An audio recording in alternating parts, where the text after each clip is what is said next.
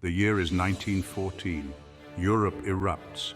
A continent descends into chaos. The Great War, a conflict to end all conflicts, has begun.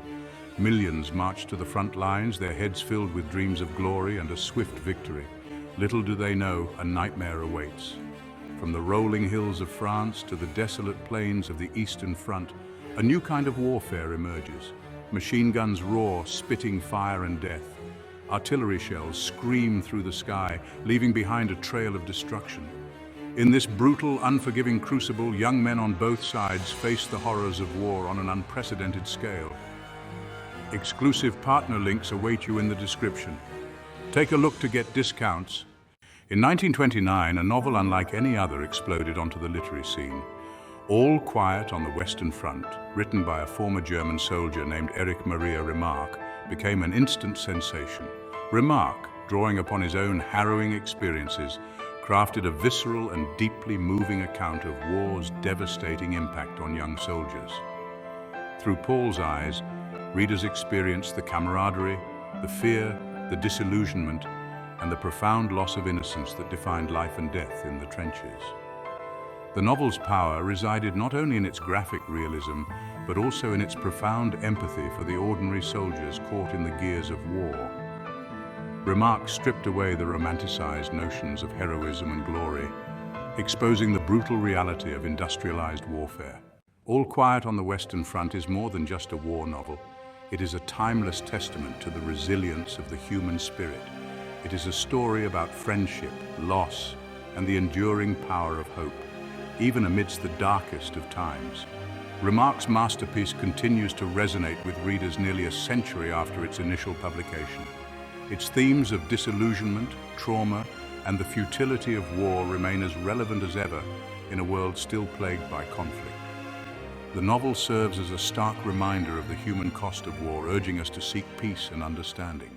Erich Maria Remarque, the man who would pen one of the most powerful anti-war novels ever written, was born into a world on the brink of chaos.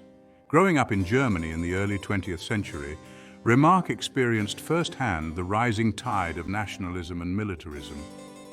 In 1916, at the tender age of 18, he was drafted into the German army. He was thrust into the heart of the conflict, assigned to a unit tasked with constructing fortifications and digging trenches on the Western Front. The horrors Remarque witnessed during his time in the trenches left an indelible mark on his soul. Despite being wounded in action on multiple occasions, Remarque survived the war, carrying deep physical and emotional scars. After the war, Remarque struggled to come to terms with his experiences. Writing became his outlet, a way to process the trauma he had endured and to give voice to the millions of other veterans who shared his pain. For years, Remarque wrestled with his wartime memories, trying to capture the essence of his experiences in words. In All Quiet on the Western Front, Remarque sought to capture the true face of war, stripped of all romanticism and propaganda. He wanted to show the world the devastating impact of conflict on the lives of ordinary soldiers. Remarque's writing was raw, unflinching, and deeply moving, depicting the horrors of war in graphic detail. When All Quiet on the Western Front was first published in 1929, it sent shockwaves around the world. The novel's unflinching realism and powerful anti-war message resonated deeply with readers. It became an instant bestseller, translated into numerous languages and adapted into a critically acclaimed film. However, the novel's success was not without controversy. In Germany, where the wounds of war were still fresh, All Quiet on the Western Front was met with a mixed reception. Despite the controversy, All Quiet on the Western Front had a profound impact on the way that war was perceived. Paul Baumer, a young man barely out of his teens, finds himself surrounded by familiar faces as he enters the unforgiving realm of the trenches. His former classmates, once united by textbooks and youthful dreams, are now bound by the shared experience of war. There's Tjaden, the wiry, ever-hungry locksmith, his appetite a constant source of amusement amidst the grim surroundings. Then there's Muller, the pragmatic student, still clutching onto his textbooks as if they hold the answers to the madness swirling around them. Kropp, the sharp-witted cynic, becomes the voice of reason, his skepticism a shield against the relentless propaganda. And then there's Stanislaus Kaczynski, the resourceful older soldier they affectionately call Kat. In the depths of the trenches where death lurks around every corner, the bonds of friendship become a matter of survival. Paul and his comrades rely on each other for everything, for support, for encouragement, and for a brief respite from the horrors that surround them. Their shared experiences, both terrifying and mundane, forge a connection deeper than anything they could have imagined back in their civilian lives. They share their meager rations, their hopes, their fears, and their dreams of a future that seems increasingly distant. These moments of camaraderie, fleeting though they may be, offer a glimmer of humanity in an environment that seems determined to strip them of their very souls. They are united by their shared vulnerability, their shared humanity, and their shared desire to simply survive another day. The war exacts a heavy toll on Paul and his friends, stripping away their youthful idealism and replacing it with a grim understanding of the world's capacity for cruelty. They witness horrors that no one, least of all young men barely old enough to shave, should ever have to see.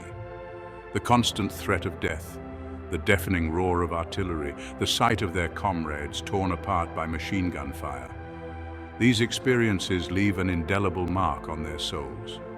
They are forced to confront their own mortality on a daily basis, to come to terms with the fact that their lives could be snuffed out at any moment. As they witness the horrors of war firsthand, their youthful lives are shattered. They have been irrevocably changed. Experiences transformed into hardened veterans who have looked into the abyss and seen the darkness that lies within the human heart. Imagine a world of mud, a suffocating labyrinth of trenches. This is where Paul Baumer and his comrades exist, trapped in a claustrophobic nightmare. The air, thick with the stench of death and decay, hangs heavy.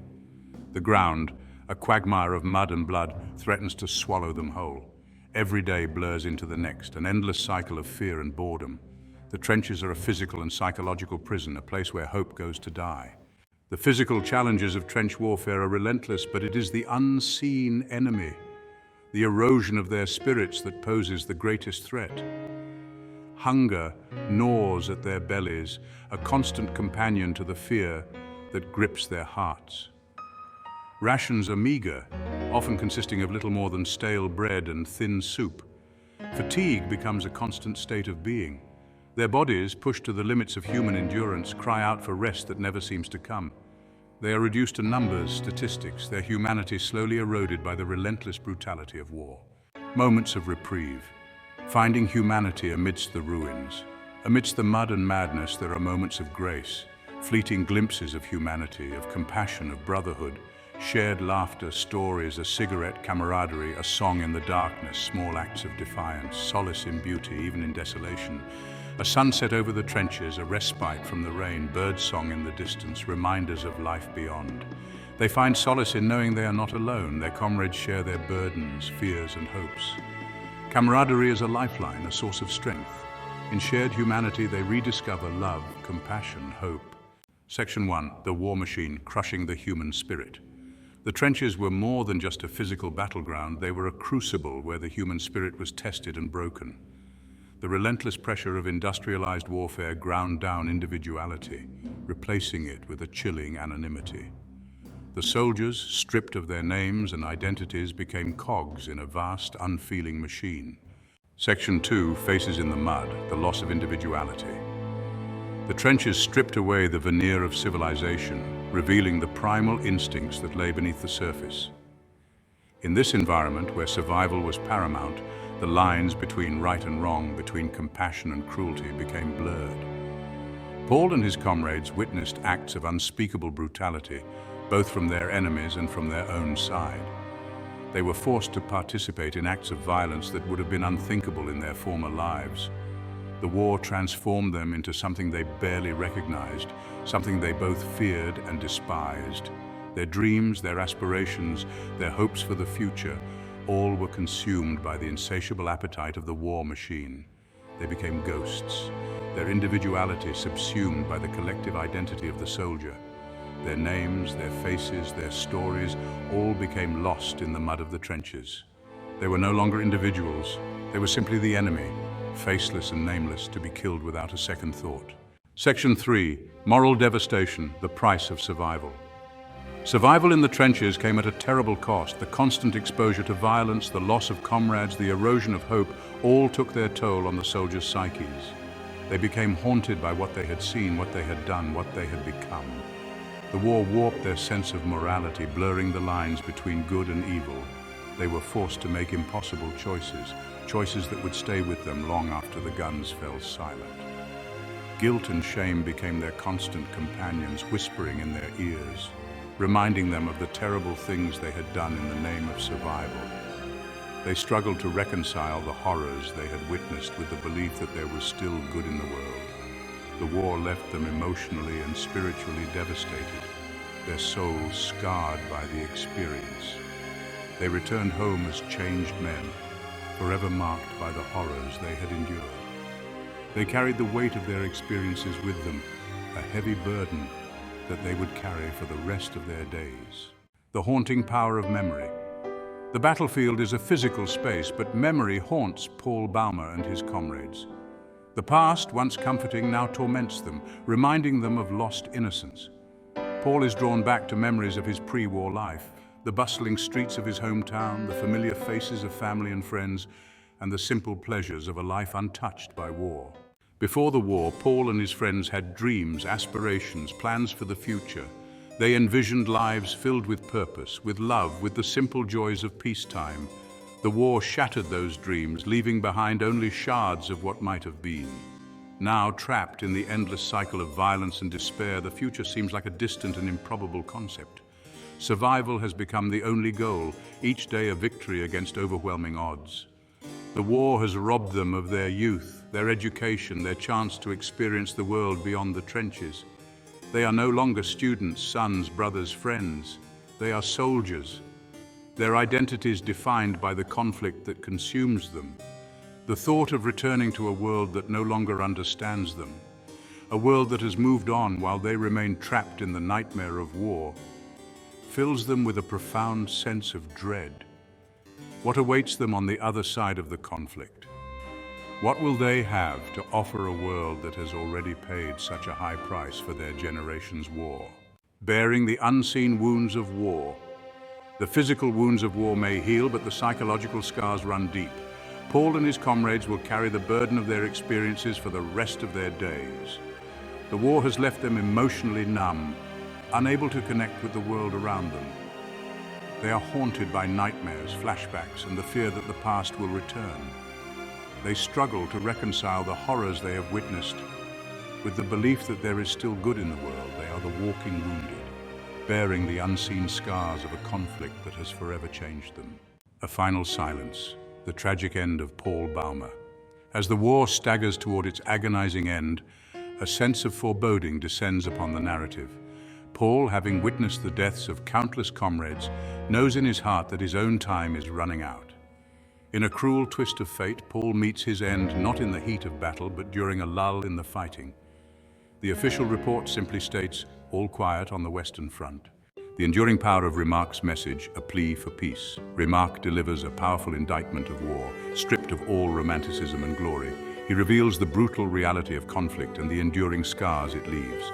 His message is a profound yearning for peace, a plea for understanding and empathy. A timeless masterpiece. The enduring legacy of All Quiet on the Western Front. Nearly a century after its publication, All Quiet on the Western Front remains a cornerstone of war literature. It illuminates the darkest corners of human experience and reminds us of our shared humanity. The novel's themes, the horrors of war, the loss of innocence, the enduring bonds of camaraderie, the psychological scars of conflict resonate across generations. It is a call to action, reminding us of the pursuit of peace. Let their sacrifices inspire us to strive for a future where peace prevails. As we reflect on the profound impact of All Quiet on the Western Front, let us not forget the lessons it imparts. This timeless masterpiece is more than a novel. It's a plea for peace and a reminder of the human cost of war. In honor of those who have suffered and sacrificed, let us carry forward the message of hope, unity, and peace. If you found this video insightful, please like, subscribe, and share it with others. Together, let's spread the powerful message of all quiet on the Western Front and work towards a world where peace prevails. If you like this video, head to the description to discover resources and special offers just for you, like subscribe, share.